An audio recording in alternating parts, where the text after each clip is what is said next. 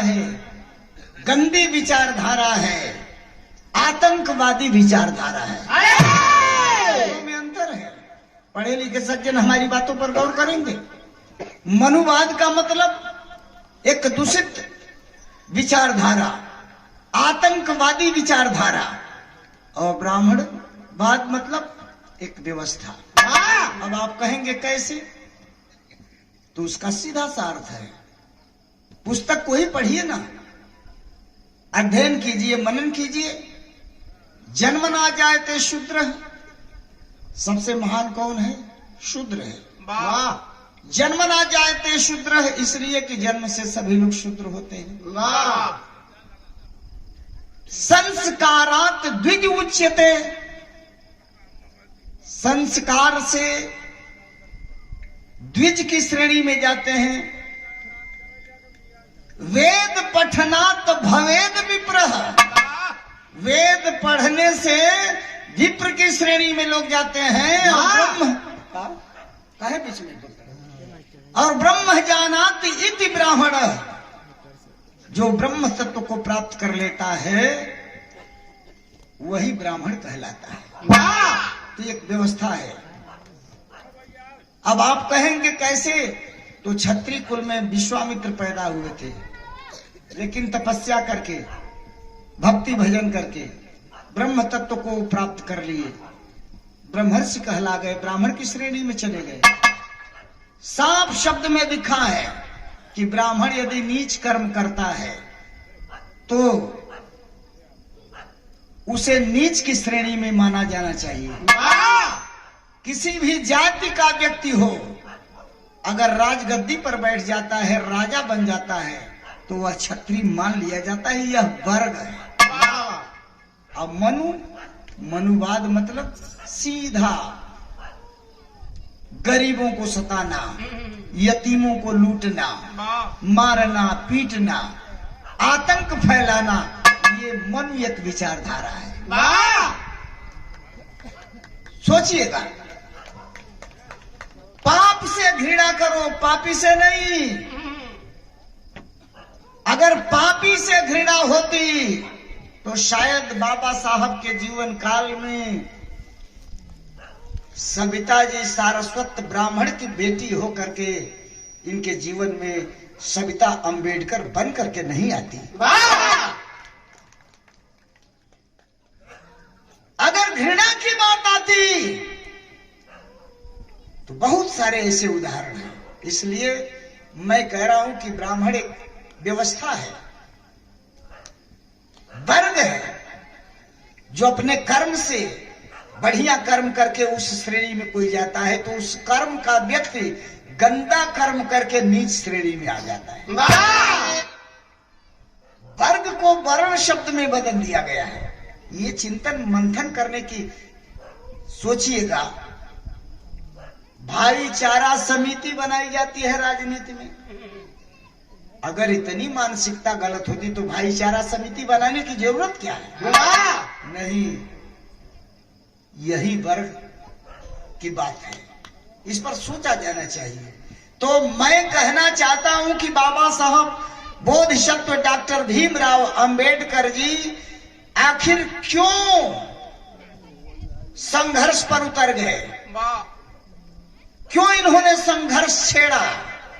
अरे भाई, बचपनावस्था में तो इतिहास ही कहता है कि विद्यालय में सवर्ण बच्चों के साथ, मतलब सवर्ण में मनुवादी विचारधारा वाले अपने साथ बैठाना नहीं चाहते थे, अलग बैठ करके पढ़ते थे। जिस पात्र में पानी पीने के लिए रखा जाता था सवर्ण के बच्चों को, उस पात्र के पानी को पीना तो दूर, छूना तक मना था। बाबा साहब की सारी व्यवस्थाएं अलग थी। लेकिन सन 1901 बाबा साहब की उम्र थी मात्र 9-10 साल, और इसी अल्प उम्र में ही परम पूज्य माता जी भीमा बाई जी का निधन हो जाता है। निधन हो जाता है। 14वीं संतान थे बाबा साहब भीमराव अंबेडकर जी। 9-10 साल की अवस्था थी तो एक लाइन यहाँ गीत लगल कि जब नेह कुमना घर ही बा, अरे जब नेह कुमना घर ही बा, तब गंगा नहा के कहाँ होई, तब गंगा नहा के कहाँ होई।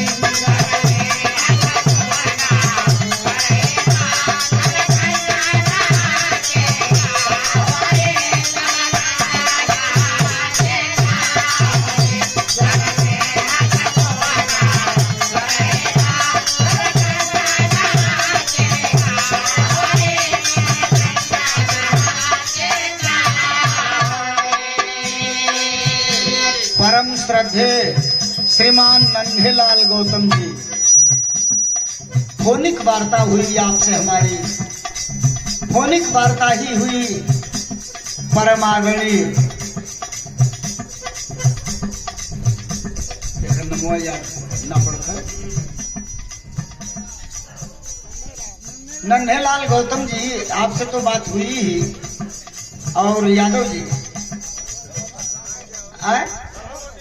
हाँ हाँ, आपके द्वारा भी फोनिक वार्ता हुई और फोन पर ही बात हुई, बात स्वीकार कर ली गई। आज कार्यक्रम आप लोगों के समक्ष चल रहा है। वाह, आपको कोटि कोटि प्रणाम कहना है। हे तुअर कुंवर माई मर गई बड़ी, बचवा कुल तुअर हो गई बड़ी। हे तुअर कुंवर थी छोटी उम्र, अरे ठेकुअर कुंवर थी छोटी उम्र, ममता की डोरी टूट गई, ममता की डोरी टूट गई।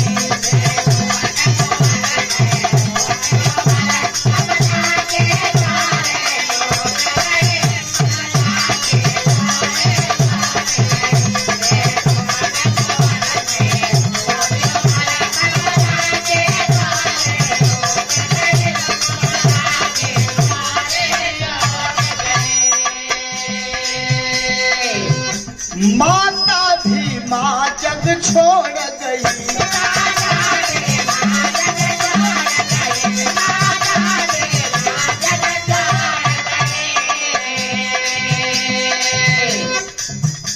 परिवार से नाता तोड़ गई,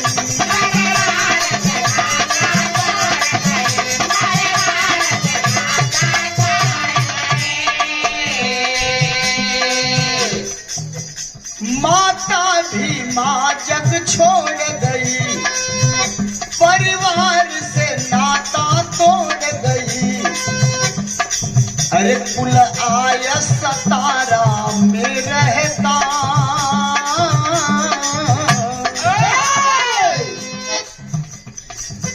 माँ भीमा बाई का देहांत हो चुका था, क्षमा करेगा।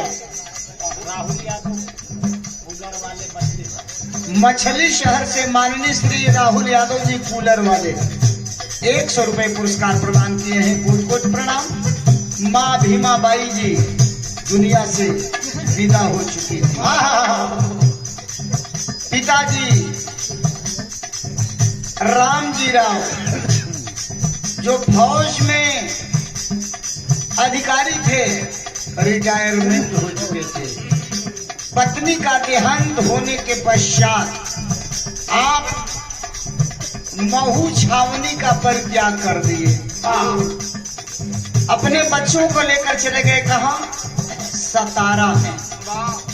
तो कहना है माता भी माँ जग छोड़ गई, परिवार से नाता तोड़ गई, कुल आय सतारा में रहता। कुल माने परिवार, कुल आय सतारा में रहता, छावनी बहू की छूट गई, छावनी बहू की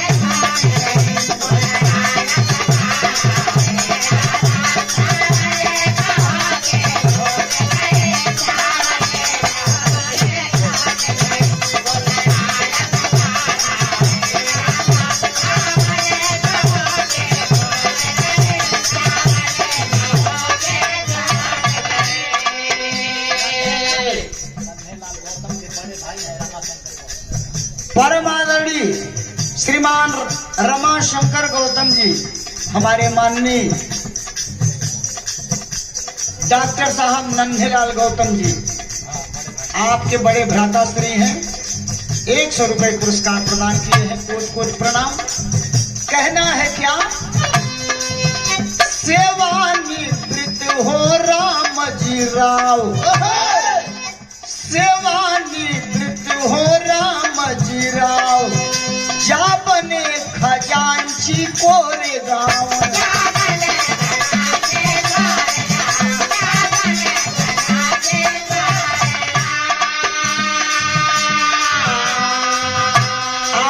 देखने को मिल जाता है, आर्मी से रिटायरमेंट होने के बाद वह रिटायर्ड व्यक्ति किसी दूसरे विभाग में सेवा शुरू कर देता है, दूसरे विभाग में नौकरी करने लगता है। पिताजी पूज्य राम जी राव साहब फौज से रिटायरमेंट हो चुके थे, लेकिन खजांची की नौकरी मिल गई कोरे गांव में। बच्चे हैं सतारा में और ये चल दिए नौकरी करने कहाँ? कोरे गांव में। इसलिए कहना है सेवानिवृत्त हो राम जी राव, जा बने खजांची कोरे गांव, था मन में उदासी कायालम। अरे था मन में उदासी कायालम, मिलने की इच्छा झूठ गई, मिलने की इच्छा झूठ गई।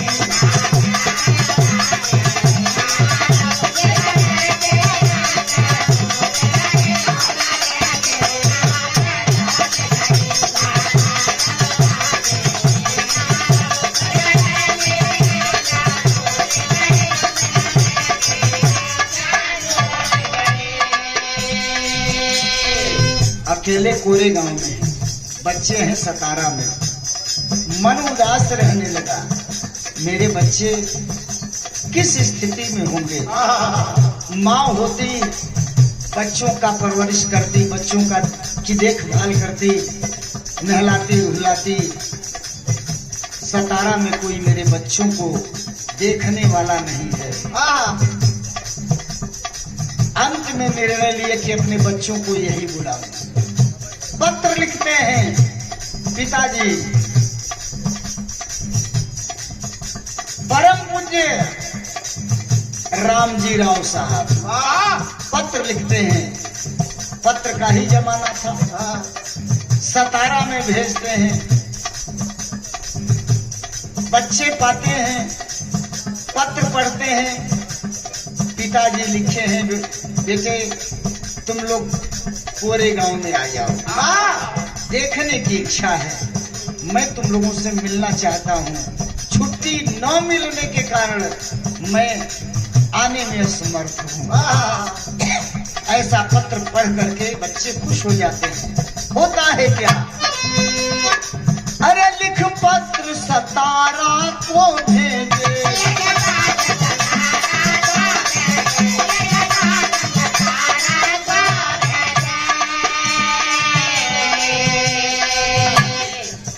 पढ़ पत्र मुदित भय सब बच्चे,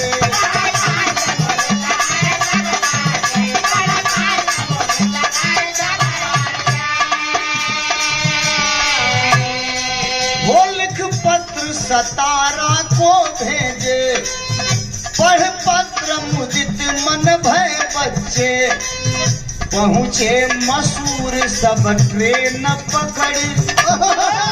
सतारा से ट्रेन पकड़ लिए बच्चे और मसूर स्टेशन पर जाकर के उतर गए। मसूर से अभी बहुत दूरी पर कोरे गांव था।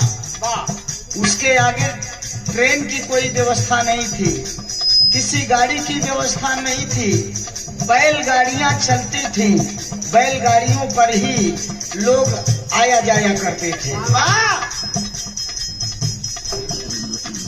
और ये देखें सादर 100 रुपए पुरस्कार प्रदान किए गए हैं परम आदरणीय ये हमारे एडवोकेट महोदय वकील साहब Shri Indradev ji, advocate high court, chamber number 11, पुरानी बिल्डिंग, हाई कोर्ट इलाहाबाद। आप साहब को कोट कोट प्रणाम। विमला देवी मनिकापुर की पावन धरती से आप श्रीमती विमला देवी जी 100 रुपए पुरस्कार प्रदान किए हैं। आपको भी यथोचित नमन है। कहना है क्या? पहुँचे मसूर सब ट्रेन पकड़, पहुँचे मसूर सब ट्रेन पकड़, आगे की यात्रा रुक गई।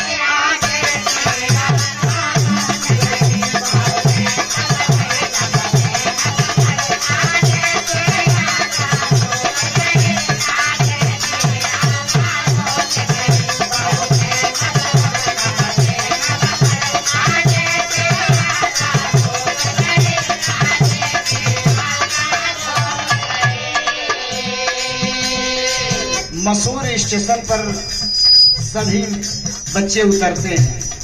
अब उसके आगे बैलगाड़ी ही साधन। सूर्यास्त होने वाला है। आने जाने के लिए कोई आवागमन के लिए साधन भी नहीं था। स्टेशन के प्लेटफार्म पर सभी बच्चे खड़े हैं। सबसे छोटे हैं बाबा साहब भीमराव अंबेडकर जी। 9-10 साल की अवस्था थी। सभी लोग चिंतित हैं। स्टेशन के बाहर जाते हैं, कोरे गांव जाने के लिए कोई साधन नहीं है। अच्छा वस्त्र पहने थे, अच्छा वस्त्र पहने थे। पहनावा ओढ़ावा देख करके स्टेशन मास्टर सोचा कि ये लगता है किसी कुलीन परिवार के बच्चे हैं, सवर्ण खानदान के बच्चे हैं। आप लोग क्यों खड़े हो? जवाब मिला कि साधन न मिलने के कारण हम लोग खड़े हैं। कहाँ जाना है? कोरे गांव जाना है। आप कौन हैं? सवाल पर सवाल पूछता गया स्टेशन मास्टर, जवाब भी मिलता गया। जब सवाल किया कि कौन है आप, तो जवाब मिला कि हम महार जाति से हैं। अरे हम तो समझे कि पहनावा ओढ़ावा से ये कुलीन लगते हैं, किसी सवर्ण खानदान के बच्चे हैं। मुंह बिचका लिया वह स्टेशन मास्टर, चल दिया। धीरे धीरे रात गहराने वाली है। ये लोग घबराए हुए हैं। कोई गाड़ी वाला भी तैयार नहीं है। और उस पर भी इस बात की जानकारी हो चुकी है गाड़ी वालों को कि ये शूद्र परिवार के हैं, महार जाति के हैं, दलित परिवार के हैं। तो हमारी गाड़ी पर बैठेंगे तो गाड़ी अशुद्ध हो जाएगी। गाड़ी हम हाकेंगे बैठकर, हम भी अशुद्ध हो जाएंगे। ये स्थिति हो गई थी। सब लोग इनकार कर रहे थे। अंत में स्टेशन मास्टर सोचा कि भाई कहीं ऐसा न हो कि ये बच्चे स्टेशन पर रुके हैं और स्टेशन पर कोई ऐसी घटना घट जाए जिसकी जवाबदेही मेरे ऊपर आ जाए। तो किसी भी तरह से इन्हें स्टेशन से विदा करना जरूरी है। एक बैलगाड़ी वाले से स्टेशन मास्टर बात किया। गाड़ी वाला तैयार नहीं है। स्टेशन मास्टर ने कहा कि जो भाड़ा कोरे गांव का तुम लोग लेते हो, बढ़ा करके भाड़ा ले लो। गाड़ी वाला कहा कि ठीक है, दुगना भाड़ा लूंगा। अगर 100 रुपए भाड़ा लगता है तो 200 रुपए लूंगा, लेकिन एक शर्त पर। गाड़ी पर बैठ करके मैं गाड़ी हाँकने का काम नहीं करूंगा। देखिए कितना बड़ चाला। अब गाड़ी वाला कौन होगा, हम क्या बताएं? हो सकेला कि वो हीरे होके। हाँ भाई, बैलगाड़ी हाँकने वाला ढेर बैलगाड़ी पे हीरे लोग ना हाँकत बा। राजा परिवार का लोग है, छत्री परिवार का लोग है। तहिए छत्री पना खत्म हो गई। जहिया पंचगव्य से अखिलेश जी का आवाज हुआ गई। मतलब तू बनत रह कि हम क्षत्रिय हैं, तू सुधरे हुआ खुला मत। अरे भाई ब्राह्मण क्षत्रिय वैश्य शूद्र 3 गो तो नमो आवत बा। आ चौथका में अहिरो का नाम अगर लगा रही तो अहिर नाम आई तो ना सुधरे में सब बा। बैलगाड़ी वाला कहा कि मैं गाड़ी पर बैठ करके नहीं हाँकूंगा गाड़ी। इनसे पूछिए, स्टेशन मास्टर से बैलगाड़ी वाला कहा, इनसे पूछिए इनमें से कोई ऐसा है जो बैलगाड़ी हाँक कर लेकर के चल सकता है। मैं पैदल चलूंगा। कितना चालाकी का काम बा। पैदल चली हम, बैठी हम तो छुआ दी हम। बैलगाड़िया अशुद्ध हो तब ना हो। 2 रुपया ले ली हम तो बैलगाड़ी अशुद्ध ना हो। लेकिन सोच रहे हैं कि चला पंचगव्य से धुआ ले बैलगाड़ी शुद्ध हो जाए। ये स्थिति नतीजा का निकलल कुछ समझा स्टेशन मास्टर, मन खिन्न हुआ परिचय पाकर। अरे इनकार किए वाहन वाले, वो इनकार किए वाहन वाले। उम्मीद की किरणें छूट गई,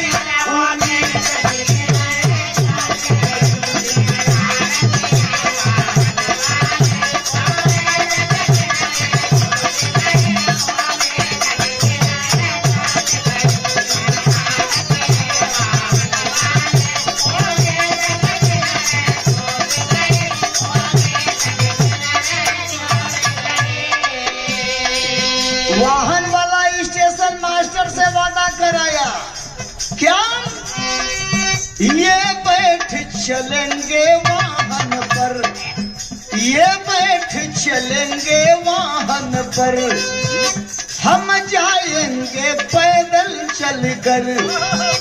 मन चाहा धन की मान किया, मन चाहा धन की मान किया।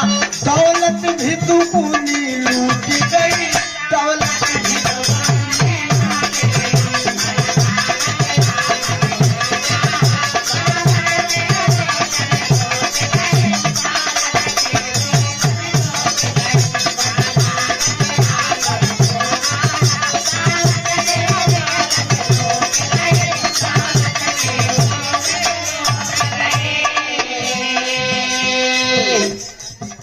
परम श्रद्धेय श्रीमान सभापति यादव जी, जिनसे हमारी फोनिक वार्ता हुई, आपकी ओर से सादर 100 रुपए पुरस्कार। और ये आदरणीय आप महान भाव श्री इस्लाम अली जी, आपके तरफ से भी 100 रुपए पुरस्कार प्रदान किए गए हैं। दोनों दाता महानुभाव को कोटि कोटि नमन, सबको यथोचित नमन। 9-10 वर्ष की अवस्था थी, होनहार वीरवान के होत चीकने, वर्दी सन्ना वर्दी सादर। योग्य पिता की औलाद भी योग्य ही हुआ करती है। बचपन से ही प्रतिभा दिखाई देने लगी बालक के अंदर।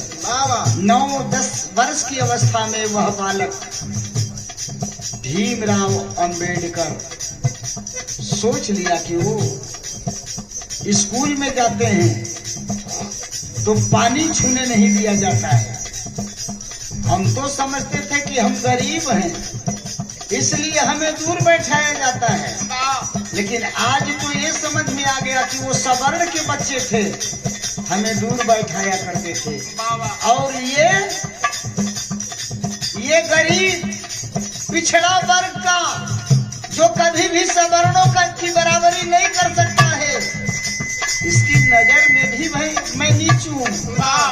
तो ये तो जातीय व्यवस्था है, ऊंच नीच का भेदभाव है, छुआछूत का भेदभाव है, जातीय स्तर पर भेदभाव है। 9-10 वर्ष की अवस्था में ही वह बालक सोच गया और मन ही मन संकल्प लिया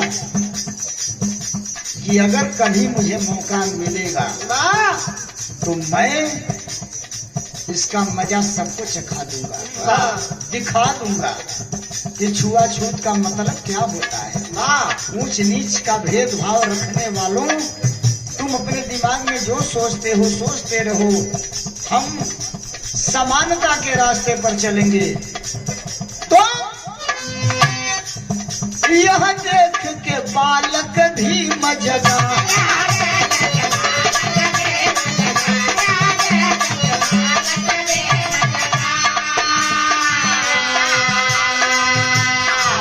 मन छुआछूत विपरीत पगा,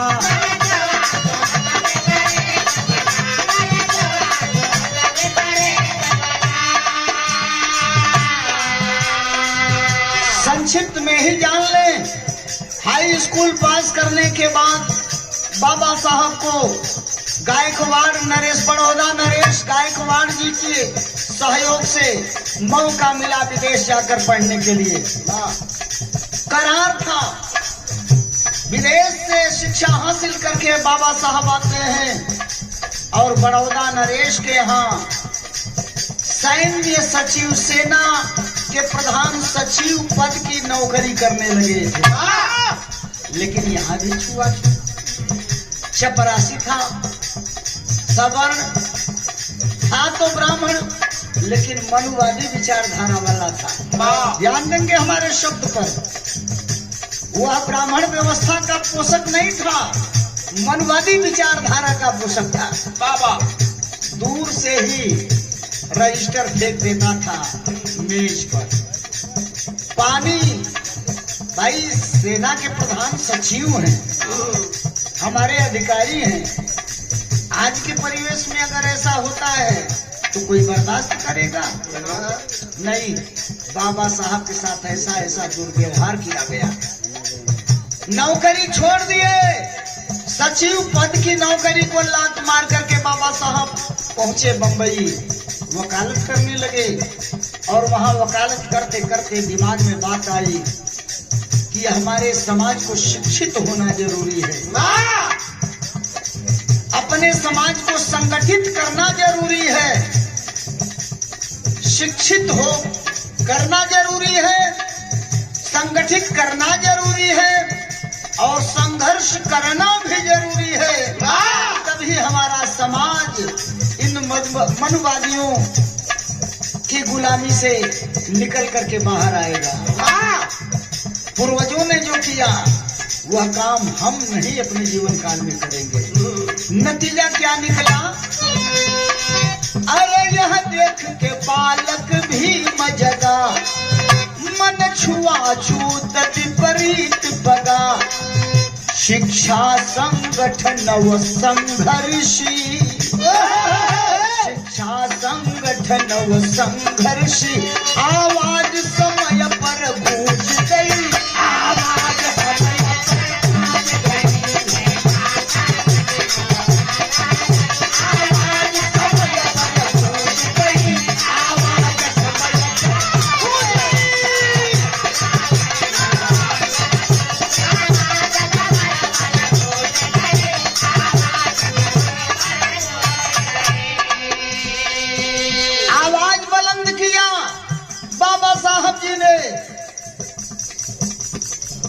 बहुत विस्तृत में न जाकर के संक्षिप्त में ही जान लें। एक तरफ गांधी केवल देश की आजादी की मांग कर रहे थे,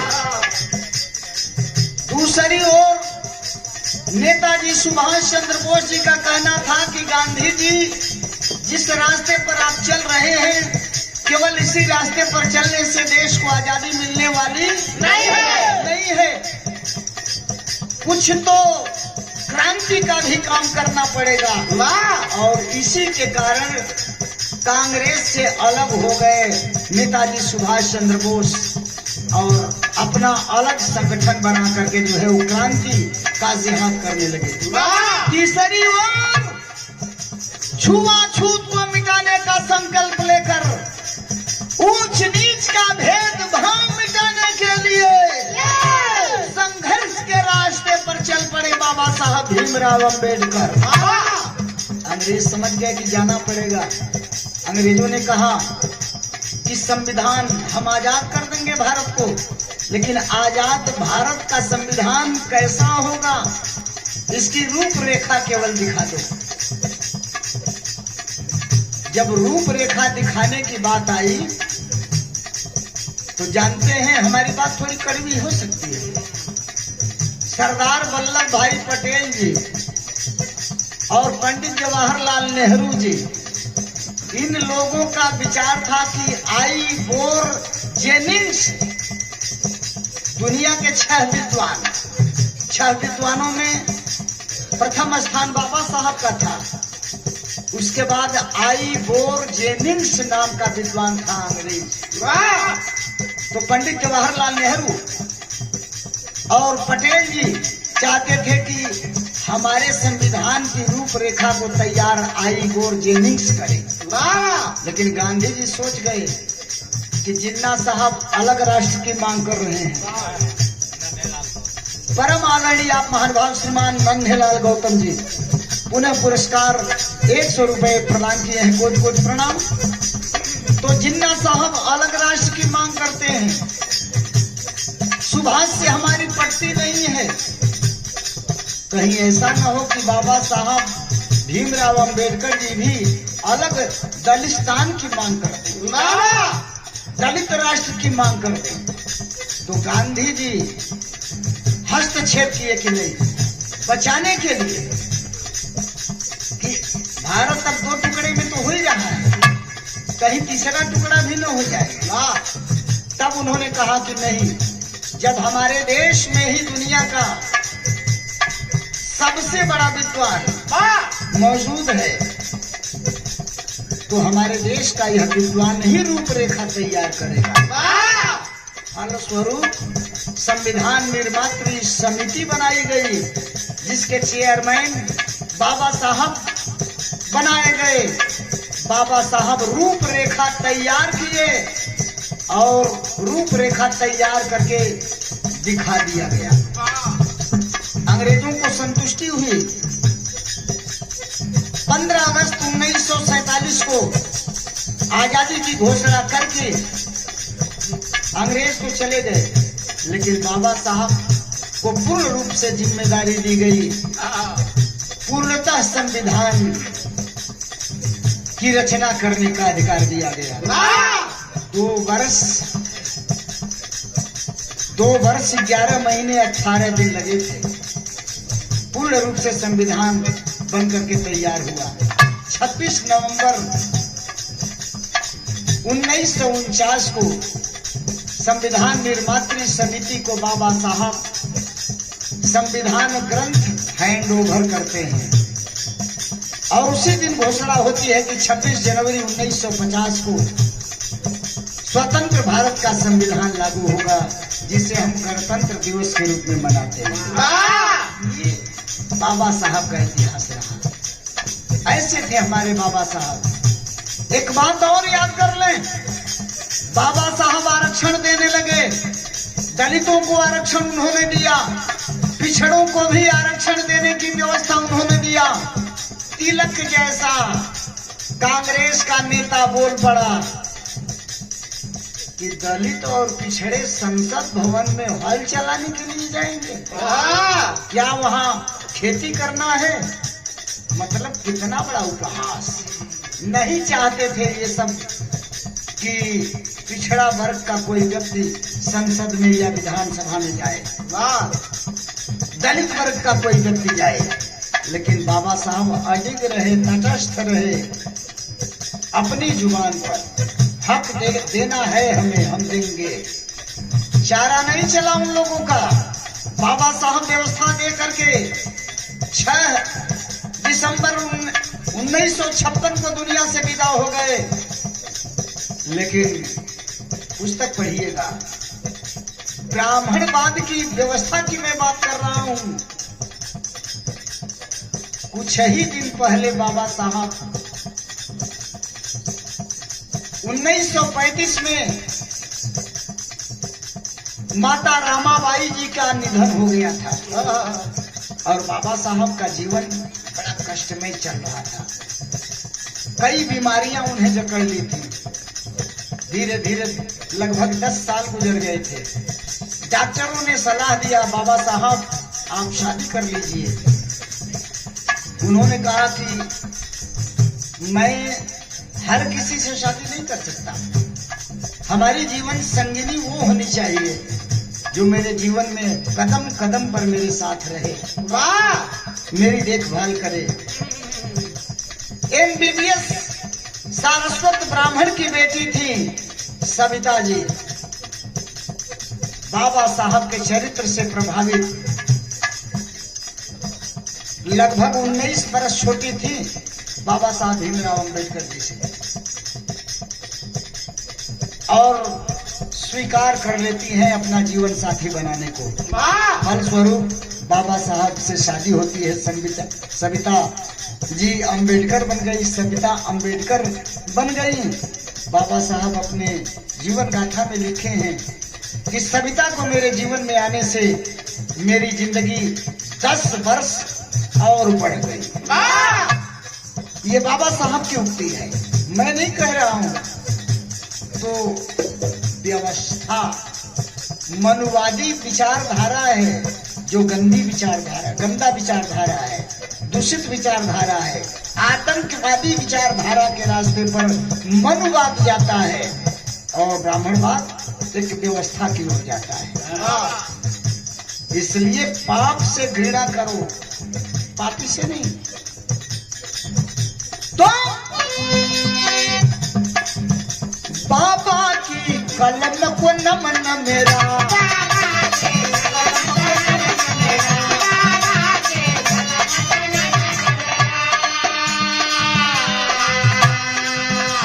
बाबा साहब की उस कलम को मैं कोटि कोटि अनंत प्रणाम करता हूँ, जिस कलम ने स्पष्ट रूप से कह दिया कि तेरा धर्म, तेरा मंदिर वह मंदिर नहीं है जिस मंदिर का देवता केवल लेता है, देता कुछ नहीं है। तेरा मंदिर संसद भवन है। तेरा सबसे पवित्र ग्रंथ तेरे जीवन का अगर कोई है, कुछ है, तो वो है संविधान। संविधान तेरा पवित्र ग्रंथ है, बाबा साहब ने कहा। इसलिए मैं लिखा हूं, अरे बाबा की कलम को नमन मेरा, कहीं संविधान है धर्म मेरा।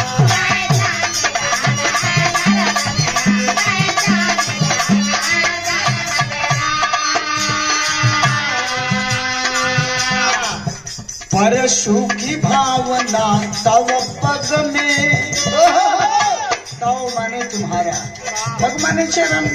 हे बाबा, परशु की भावना तव पग में, इस जन्मधार से छूट गई।